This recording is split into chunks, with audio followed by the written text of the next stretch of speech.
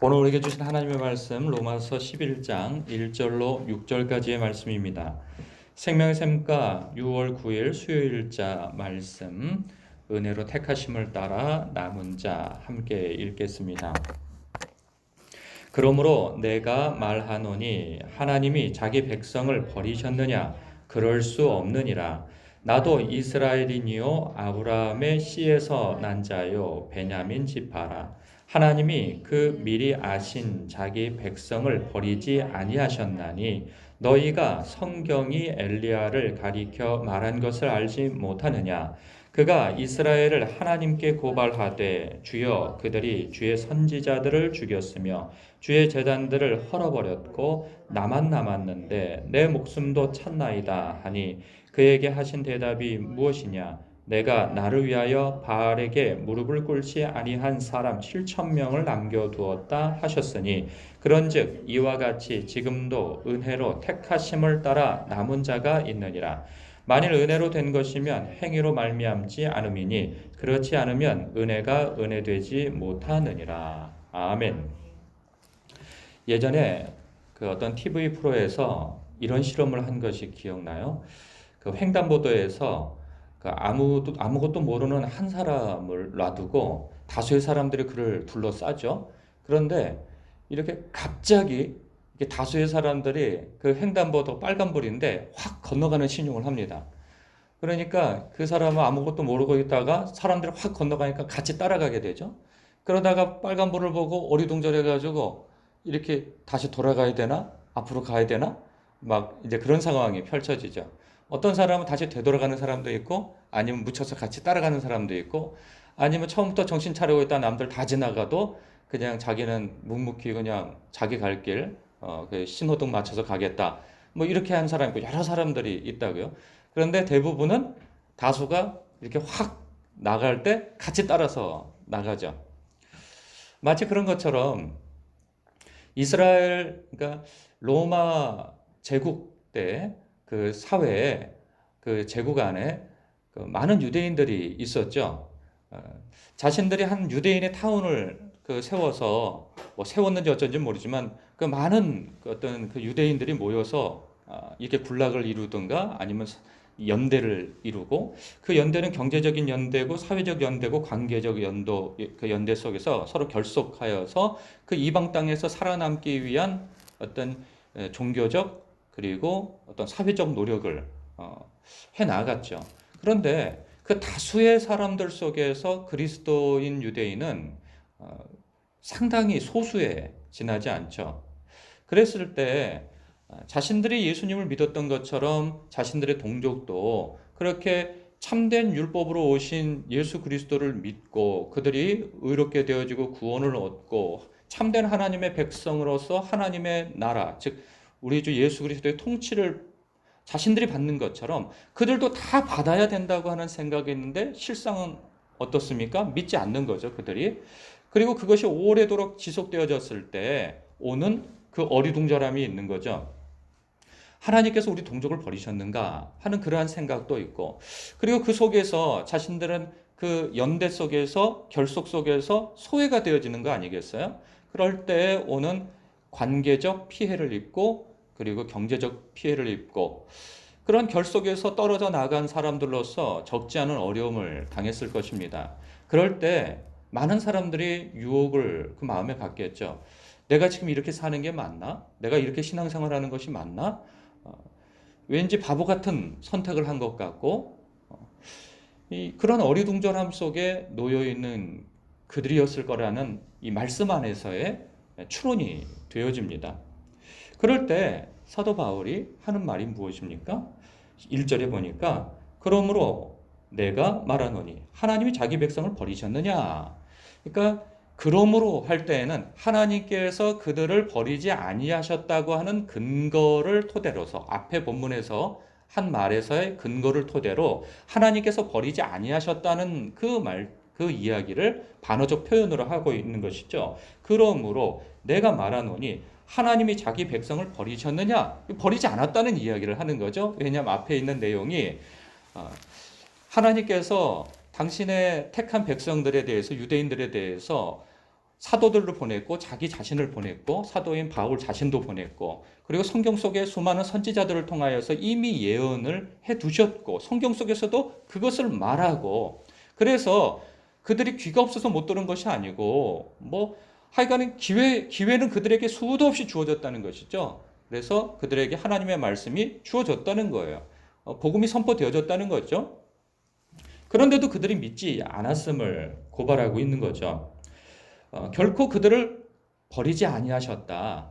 그리고 그들에게 복음을 전한 것으로 끝냈느냐? 너네들 내가 이렇게 복음을 전했는데 너희들을 안 믿었어?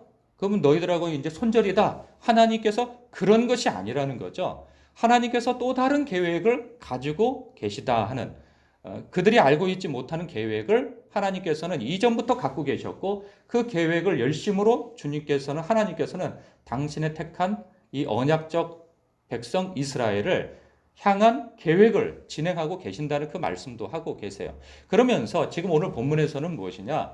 유대인 그리스도인들을 향하여서 어리둥절하고 있는 내가 좀 길을 잘못 가고 있는 것인가? 나만 이렇게 살아도 되는 것인가? 이런 생각 속에서 갈팡질팡하고 있는 그들을 향하여서 격려의 말씀과 같은 말씀을 주시는 거죠. 그래서 2절부터 4절까지의 말씀이 이렇습니다. 하나님이 그 미리 아신 자기 백성을 버리지 아니하셨나니 그 미리 아신 자기 백성은 유대인들을 일컬어 하시는 말씀인 거죠. 동족인 유대인 그리스도인들이 들었을 때 하나의 그 어떤 답을 얻은 거죠. 하나님께서 우리 동족을 버리지 아니하셨구나. 아직 기회가 있구나라는 것을 알게 하시는 거죠. 그러면서 너희가 성경이 엘리야를 가리켜 말한 것을 알지 못하느냐? 그가 이스라엘을 하나님께 고발하되 주여 그들이 주의 선지자들을 죽였으며 주의 제단들을 헐어버렸고 나만 남았는데 내 목숨도 찼나이다.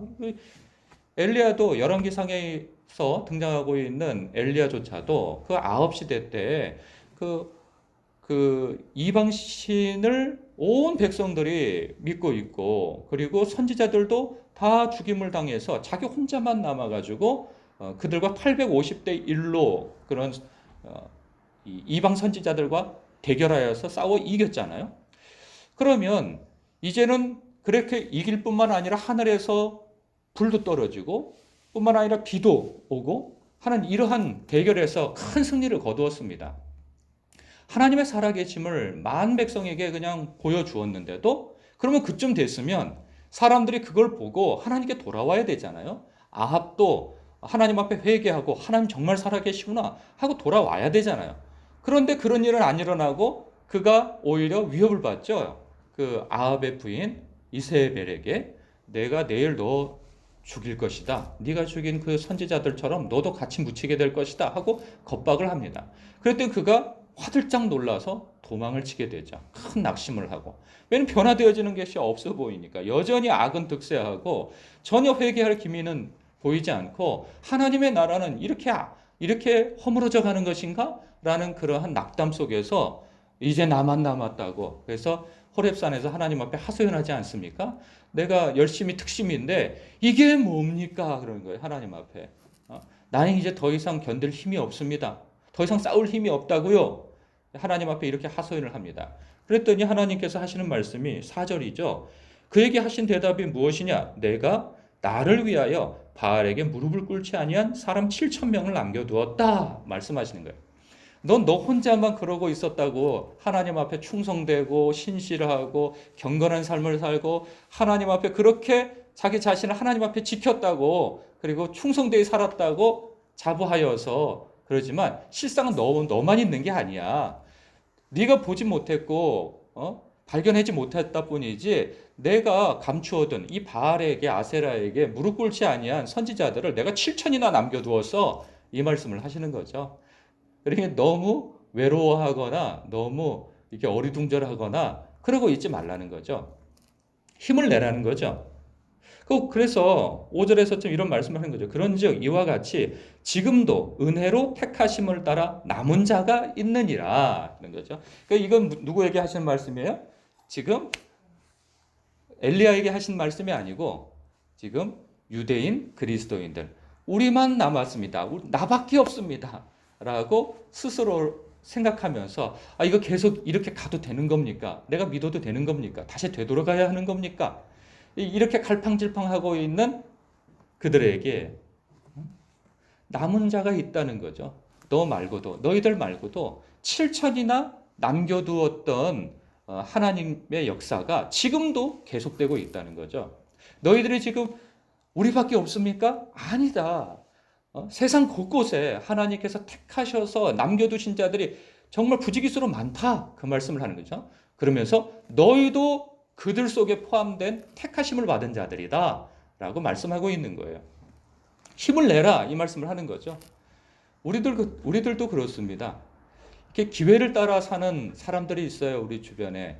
그리고 이렇게 신앙을 타협하고 사는 사람들이 있어요. 많은 사람들이. 그러면 그 속에서 나만 이렇게 신실하고 나만 경건하고 나만 충성되고 이렇게 있다가 나만 바보 되는 건가? 다른 사람들은 저렇게 다 기회를 쫓아 이리저리 막 움직이는데 나만 이렇게 살아도 되는 건가? 나만 새벽 기도해도 되는 건가? 나만 예배드리러 나와도 되는 건가? 이래도 되는 건가? 왜냐하면 많은 사람들이 안 하니까. 내가 이렇게 하나님 앞에 정직하게 살아도 되는 건가? 바보가 되는 거 아닌가? 다들 기회를 쫓아 선택하는데. 그럴 때 주님께서 하시는 말씀이 네 길이 옳다. 그리고 너만 그렇게 사는 것이 아니다. 너만 그렇게 사는 것이 아니고 네가 보지 못해서 그렇지 감추어진 많은 곳에서 곳곳에서 내 앞에 신실한 내 백성이 이렇게 많다. 7천이나 있다. 아니 7만이나 있다.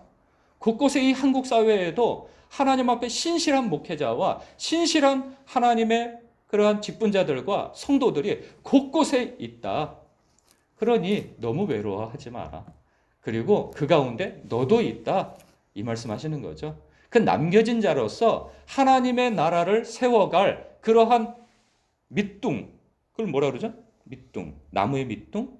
그루터기, 그렇죠. 그루터기, 너희들이 그 그루터기이며 그리고 씨앗이라는 거죠. 그래서 하나님의 나라를 왕국을 세워나갈 그러한 훌륭한 하나님의 택함 받은 자들이니 어리둥절하지 말라는 거예요. 남들 다 이렇게 신호등 빨간불일 때 건너가려고 할 때 혼자 이렇게 서 있는 것이 바보가 아니라는 거죠. 그것이 옳은 거라는 거죠. 주님께서 이리 말씀하시는 겁니다. 내 가는 길이 옳다. 상대평가가 아니다. 하나님의 나라는 절대평가이다. 하나님 앞에서 우리 주 예수 그리스도 앞에서 하나님의 말씀 앞에서 사는 것이지 유행을 따라 사는 것이 아니고 다수에 따라 결정되는 것도 아니다. 너의 가는 길이 하나님 앞에 가는 길이라면 내 길이 하나님 앞에 옳다. 하나님께서 이렇게 지지해 주시고 이렇게 격려해 주시는 말씀이라 보시면 되겠습니다.